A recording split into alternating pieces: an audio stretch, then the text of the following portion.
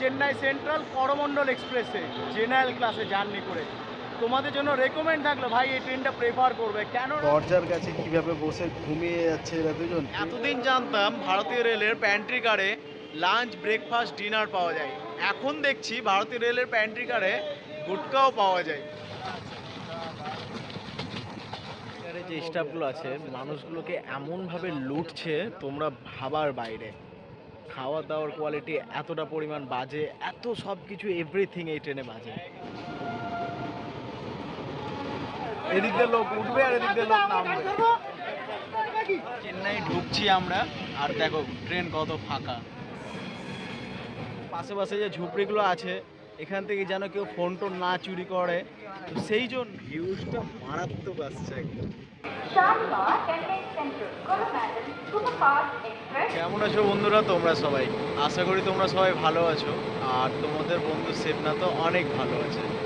তো চলো আজকে জার্নি করি বিশাখাপট্টনম থেকে বিজয়ওয়াড়া পর্যন্ত। 350 কিলোমিটারে জার্নি করব। কোন ট্রেনে জার্নি করছি? 12808 Shalimar Chennai central Coromandel superfast express. ট্রেনটা বিশাখাপট্টনম ঢুকেছে 5:30টার সময়, 6টার সময় ছাড়বে। তো এই ট্রেনটাতে আজকে উঠছি, জেনারেল ক্লাসে জার্নি করব। তোমরা হয়তো শুনেছো যে করমণ্ডল এক্সপ্রেসে ভিড় কতটা পরিমাণ হয়, আজকে চলো সেটাই রিয়েলাইজ করি আমি। কষ্ট তো করতেই হবে ভাই, তো কষ্ট করে যখন যেতেই হবে তো চেন্নাই যখন যাব এটাতেই যাই। এই যে বিশাখাপট্টনম, আর এদিকে দেখো আমাদের ট্রেন দাঁড়িয়ে আছে ওয়েব 7। 1 ঘন্টা 51 মিনিট লেটের সাথে আমাদের ডিপার্চার হলো বিশাখাপট্টনম থেকে। তো এরপরে আমাদের পরবর্তী স্টপেজ বললাম রাজামাদুরাই। আর ট্রেন দেখবে কত পরিমাণ খালি। করমণ্ডল এক্সপ্রেস এতটা খালি হয় আমি কোনোদিন ভাবতে পারিনি। চলো তাহলে পুরোপুরি বেরিয়ে গেলাম বিশাখাপট্টনম থেকে। এরপরে আমাদের কিন্তু 200 কিলোমিটার পর একদম স্টপেজ রাজামাদুরাই। বিজয়বাড়া থেকে রাজামাদুরাই পর্যন্ত আমাদের কিন্তু অফিসিয়ালি কোনো স্টপেজ নেই, মানে 200 কিলোমিটার আমরা একদম নন স্টপ যাব। দেখো একটা স্টেশন পার করছি, এর কয়েকটা স্টেশন পরে সিমালকোট জাংশন, আর আমাদের গাড়ি কিন্তু সিমালকোট জাংশনেও দাঁড়াবে না, একবারে সোজা রাজামাদুরাই। আইআরসিটিসির চা নিলাম, এই চাটা চলো ট্রাই করে যাক। ওভারঅল চা ঠিক আছে, এবার প্যান্ট্রি কারের চা খেয়ে আমি ভেবেছিলাম যে অতটা ঠিক হবে না, বাট চাটা ঠিক আছে। ভিড় কতটা দেখতে পাচ্ছ, এত ভিড়ের মধ্যে দাঁড়িয়ে থেকে তবুও জার্নি করছি তোমাদের জন্য। প্লিজ একটা লাইক করে দিও। রাজামাদুরাই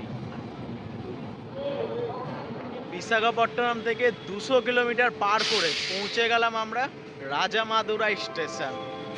তো রাজামাদুরাই স্টেশন এটা পার করার পরে আমরা গোদাবরী নদীতে প্রবেশ করব। তোমাদের গোদাবরী নদী দেখাবো, যেটা রোড কাম রেল ব্রিজ। আর হ্যাঁ, আজকের ডেটটা হচ্ছে 14ই ফেব্রুয়ারি 2023।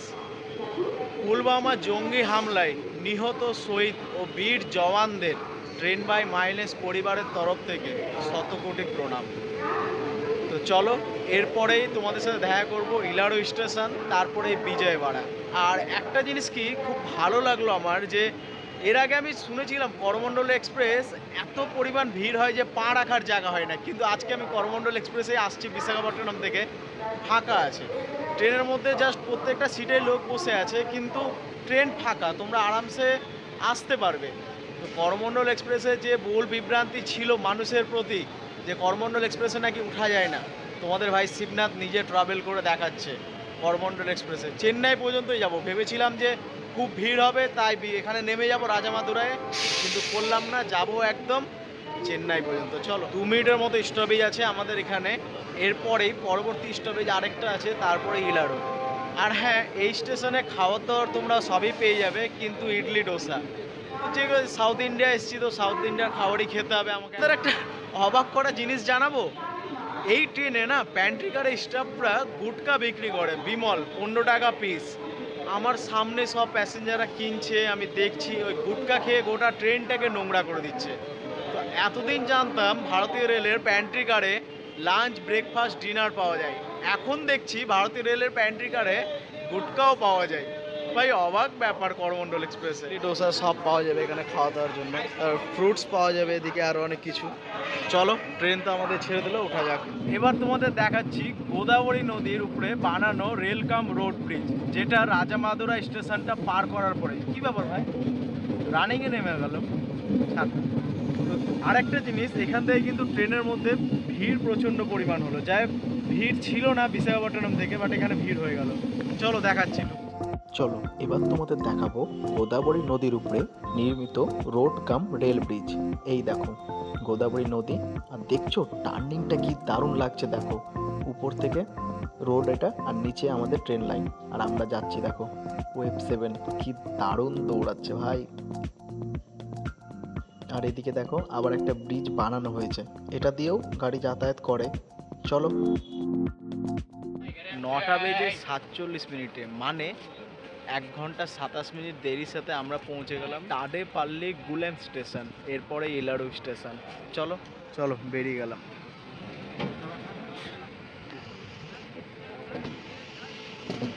তো কতটা পরিমাণ দেখো, এত পরিমাণ ট্রেনের মধ্যে ভিড় আছে। প্যান্টিকার স্টাফ রয়েছে এখানে বসে থাকে। 1 ঘন্টা 20 মিনিট দেরির সাথে পৌঁছে গেলাম ইলোড়ু স্টেশন। স্টেশনে দেখো কনস্ট্রাকশনের কাজ চলছে স্টেশনে। চলো এরপরে আমাদের পরবর্তী স্টপেজ বিজয়ওয়াড়া, আর এখান থেকে 52 না 53 কিলোমিটারের মতো ডিস্টেন্স আছে। বেরিয়ে গেলাম ইলাড়ু স্টেশন থেকে। এই দেখো সিঙ্গারা। চলো তাহলে ইলাড়ু স্টেশন থেকে তো বেরিয়ে গেলাম। এরপরে 60 কিলোমিটার পর আমাদের পরবর্তী স্টপেজ বিজয়ওয়াড়া। তোমাদের সাথে বিজয়ওয়াড়াতে দেখা করব। 1 ঘন্টা 9 মিনিট দেরির সাথে আমরা পৌঁছে গেলাম বিজয়ওয়াড়া জাংশন।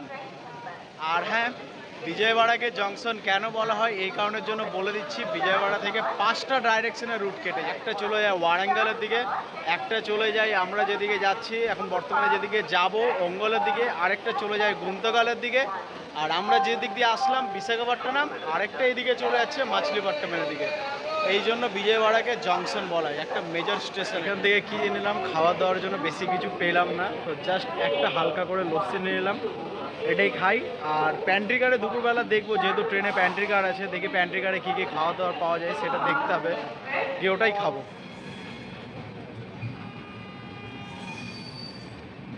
বিজয়ওয়াড়া ছাড়ার পর আমাদের স্টপেজ কিন্তু একবারে চেন্নাই, মাঝখানে কিন্তু কোথাও নেই। তো চলো ননস্টপ যাওয়া যাক। বেরিয়ে গেলাম বিজয়ওয়াড়া জাংশন থেকে। এনজয় করো এবার আমার সাথে 440 কিলোমিটারের জার্নি বিজয়ওয়াড়া থেকে চেন্নাই সেন্ট্রাল পর্যন্ত।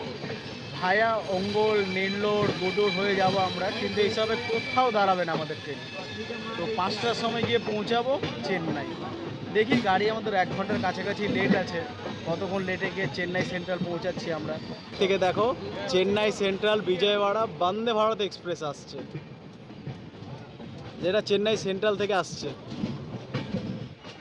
এই ওখানে ওং লেখা আছে, হর হর মহাদেব। দেখো ওদিক দিয়েও একটা ব্রিজ চলে যাচ্ছে, আর আমরা এই দিক দিয়ে যাবো। যদি চাও যে করমণ্ডল এক্সপ্রেসে জার্নি করবো, কিন্তু করমণ্ডল এক্সপ্রেসে জার্নি করতে গেলে সবার ভয় লাগে, বাট আনফর্চুনেটলি আমার সেটু ফিল হলো না এই ট্রেনে এসে, কেননা পুরো ফাঁকা ট্রেন। লোকেশনটা দেখছো, মারাত্মক লোকেশন। কাবেরী নদী বিজয়ওয়াড়া পার করার পর এবারই দেখো কাবেরী নদী আসছে, কাবেরী নদী দেখাবো তোমাদের। আর হ্যাঁ, আরে ভাই তোমরা করমণ্ডল এক্সপ্রেসে জার্নি করতে ভয় পাও কেন? আমি নিজে জেনারেলে জার্নি করছি, পাশে দেখো আর দেখতে থাকো। এই যে কাবেরী নদী চলে আসলাম। ওইদিকে দেখো বাঁধ সিস্টেম করা আছে, কিন্তু ব্যারেজের সিস্টেম করা আছে, দেখছো পাহাড় আর তার নিচে নদী।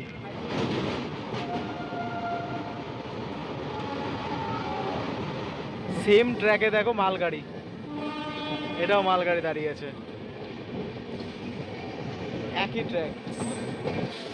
দুপুর 12টা বেজে 12 মিনিটে আমরা তো তেনালি স্টেশন পার করছি।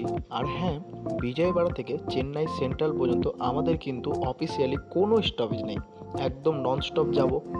দেখি গাড়ি আমাদের কোথায় কোথায় দাঁড়ায়। মেন স্টেশন তো এখনো বাকি আছে, নেল্লোর, অঙ্গল, গুডুর মেন স্টেশন, দেখি দাঁড়ায় কিনা।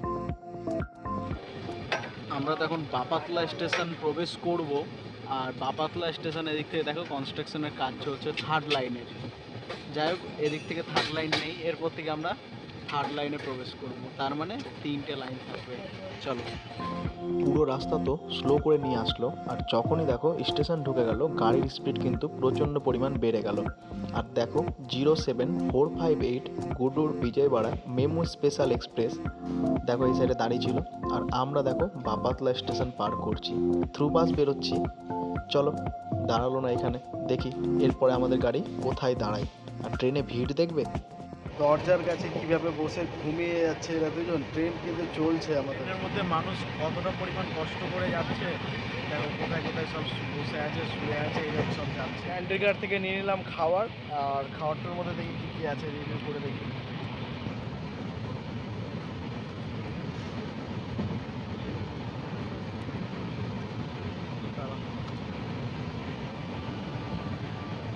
এই দেখো তরকারি, ডিম। আমার পাশে একজন দাদা থালাতে করে এই সেম কোয়ালিটি খাবার নিয়েছেন। দাদা, খাবারটা কেমন? আর রাত্রেবেলা যতগুলো খাবার দিয়েছিল সব খাওয়ার কোয়ালিটি ঠিকঠাক ছিল? তখন ঠিকঠাক ছিল না, খাবারটা এখন ভালো লাগছে। চলো, বিজয়বাড়া ছাড়ার পর আমাদের গাড়ি এসে দাঁড়ালো সিঙ্গারায়া কোন্ডা স্টেশন।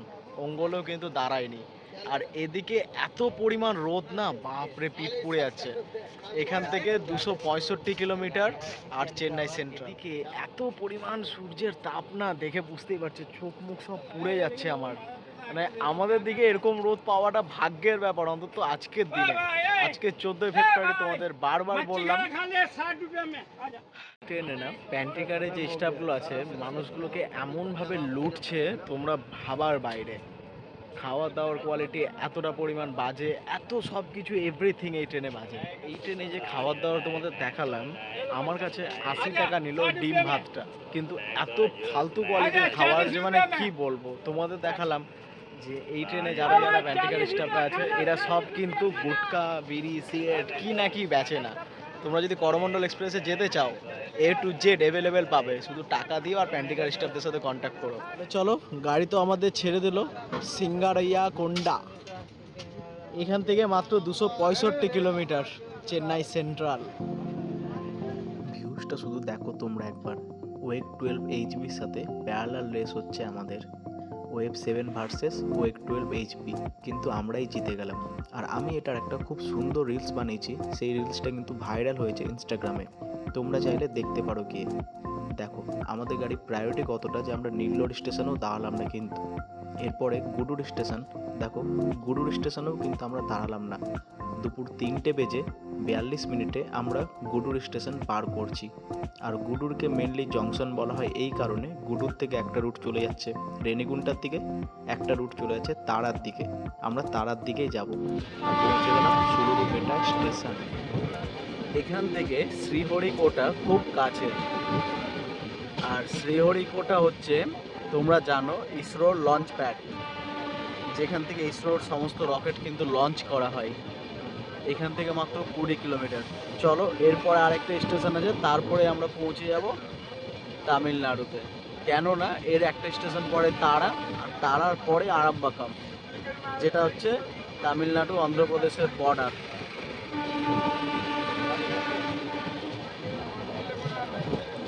ঘড়ি ঠিকঠাক চলছে,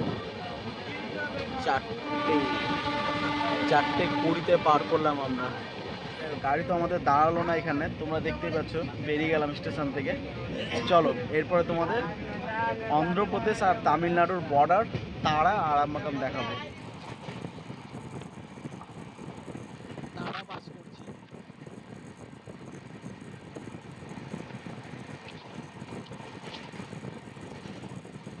ছোট ছোট সব সিঙ্গারা, এই যে দেখো বালতি থেকে নিলাম, নিয়ে আসলাম একসাথে। এখানে আমার 50 টাকার আছে সিঙ্গারা।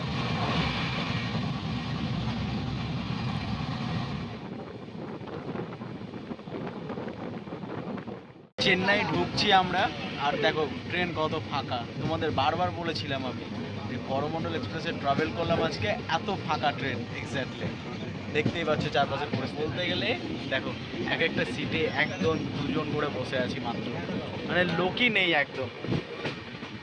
চলো কয়েকটা স্টেশন তোমাদের দেখাই, স্কিপিং করছি।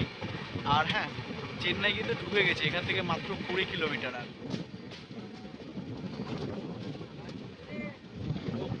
ভিউজটা মারাত্মক আসছে একদম। আর এই যে একটা নদীর উপর দিয়ে আমরা পার করলাম, এত কালো জল না, বাপরে বাপরে, জীবনে দেখিনি। ওখানে মনে হয় পাওয়ার প্ল্যান্ট হবে সম্ভবত। এটা না, চেন্নাই তো ঢুকে গেলাম আমরা, আর চেন্নাই ঢোকার আগে তোমাদের দেখালাম ওইদিকে একটা ব্রিজ ছিল, যেটা জলটা ছিল পুরো কালো কালার। আর একটা জিনিস তোমাদের যেটা বললাম, যে করমণ্ডল এক্সপ্রেস নিয়ে তোমরা যেটা ভয় পেতে, যে মানুষের প্রচণ্ড ভিড় হয়, এক্স্যাক্টলি কিচ্ছু নেই। আমি একাই ট্রাভেল করে আসলাম, তোমাদের দেখিয়ে দিলাম বিশাখাপট্টনম থেকে। কোনো ভিড় নেই, কিচ্ছু নেই, পুরো ফাঁকা ট্রেনে জার্নি করে চলে আসলাম চেন্নাই সেন্ট্রাল। দেখছো ট্রেন পুরো ফাঁকা, কেউ নেই। এরপর তোমরা হয়তো আমাকে বলবে যে শিবনাথদা, ট্রেনটা তো এত পরিমাণ ফাঁকা, তাহলে তুমি হাওড়া থেকে কেন বোট করলে না? সরি ভাই, ট্রেনটা হাওড়া থেকে ছাড়ে না, শালিমার থেকে ছাড়ে। তো তোমাদের বলে দিই, আমি বোট করেছিলাম শালিমার থেকে খুর্দা রোড পর্যন্ত ধোলি এক্সপ্রেসে, যে ট্রেনটার জার্নি আমি বাংলাতে তোমাদের দেখিয়েছি।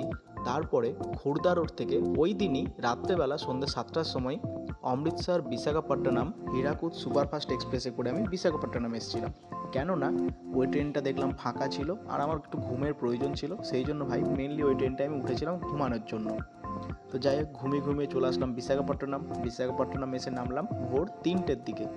কিছুক্ষণ স্টেশনে ওয়েট করলাম, তারপরে দেখলাম যে এই ট্রেনটা ঢুকলো। চলো দেখি এই ট্রেনটাতে একটু কষ্টকর জার্নি করি। তোমরা তো অনেকেই বলো, অনেকের মুখেই শুনেছি, অনেক গ্রুপে দেখেছি, অনেক ফেসবুকে শুনেছি যে এই ট্রেনটাতে নাকি পা রাখার জায়গা হয় না। বাস্তব কথা ভাই, এটা এর আগে হতো, বাট আমি আজকে যে ট্রাভেল করছি, আমার বেলা দেখো ভাগ্য কত ভালো যে একটা লোক নেই মানে কি, লোক আছে কিন্তু যে যার নিজস্ব সিটে বসে আছে। চলো তাহলে, পৌঁছে গেলাম আমরা চেন্নাই সেন্ট্রালের কাছাকাছি। এটা কেটে চলে গেল না, এটাই রোয়াপুরমের দিকে যাচ্ছে, আর আমরা দেখো চেন্নাই সেন্ট্রালের দিকে ঢুকে গেলাম। এটাই রোয়াপুরমের লাইনটা, যেটা আগে গিয়ে চেন্নাই এগমোড়ে মিলবে। তোমাদের দেখালাম এই যে দিক দিয়ে যে লাইনটা চলে গেল, ওটাই কিন্তু রোয়াপুরমের দিকে যাচ্ছে, যেটা চেন্নাই বিচ হয়ে আগে গিয়ে চেন্নাই এগমোড়ের সাথে মিলে যাবে। আর আমরা এদিকে ঢুকে গেলাম চেন্নাই সেন্ট্রাল।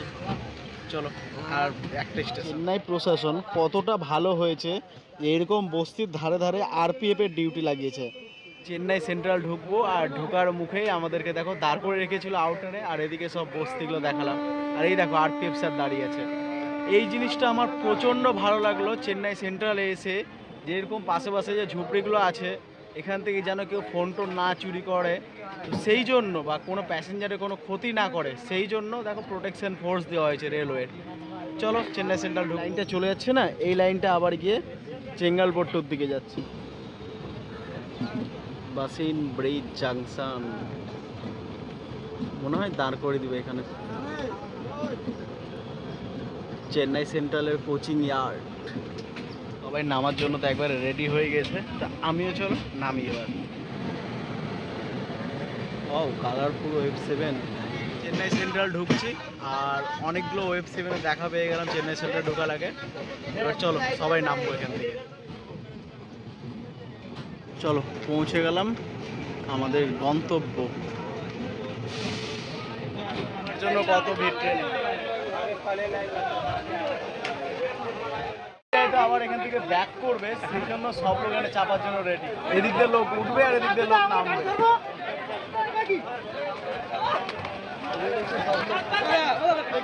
কত লোক ঢুকছে একবারে, বাপরে বাপরে। প্রচণ্ড পরিমাণ কষ্ট হলো ট্রেন থেকে নামতে আমার, মানুষের এত ভিড়, কারণ ওরা সব আবার যাবে। তোমাদের কেমন লাগলো অতি অবশ্যই কিন্তু আমাকে কমেন্ট করে জানিও। আর চলে আসলাম চেন্নাই সেন্ট্রাল। কিভাবে তোমরা আসবে করমণ্ডল এক্সপ্রেসে, সেই জার্নিটা আমি জেনারেল ক্লাসে করে তোমাদের দেখিয়ে দিলাম। আমি হাওড়া থেকে আসলাম চেন্নাই সেন্ট্রাল করমণ্ডল এক্সপ্রেসে জেনারেল ক্লাসে জার্নি করে। তোমাদের জন্য রেকমেন্ড থাকলো ভাই এই ট্রেনটা প্রেফার করবে, কেননা বিজয়বাড়া থেকে চেন্নাই সেন্ট্রাল পর্যন্ত কোথাও দাঁড়ায়নি, একটা স্টপেজে মাত্র দাঁড়িয়েছিল, ওটা স্টপেজ না, 2 মিনিটের জন্য। এবারে চেন্নাই সেন্ট্রাল থেকে বেরোনো যাক। এখনও সন্ধ্যা লাগেনি, এখনও সন্ধ্যা হবে, দেরি আছে। গাড়ি কিন্তু আমাদের মাত্র 40 মিনিট দেরিতে এসে ঢুকেছে, 5:40 এসে পৌঁছে গেছি আমরা। বেরিয়ে গেলাম চেন্নাই থেকে, জার্নিটা শেষ করলাম। কেমন লাগলো কমেন্ট করে জানিয়ে কিন্তু।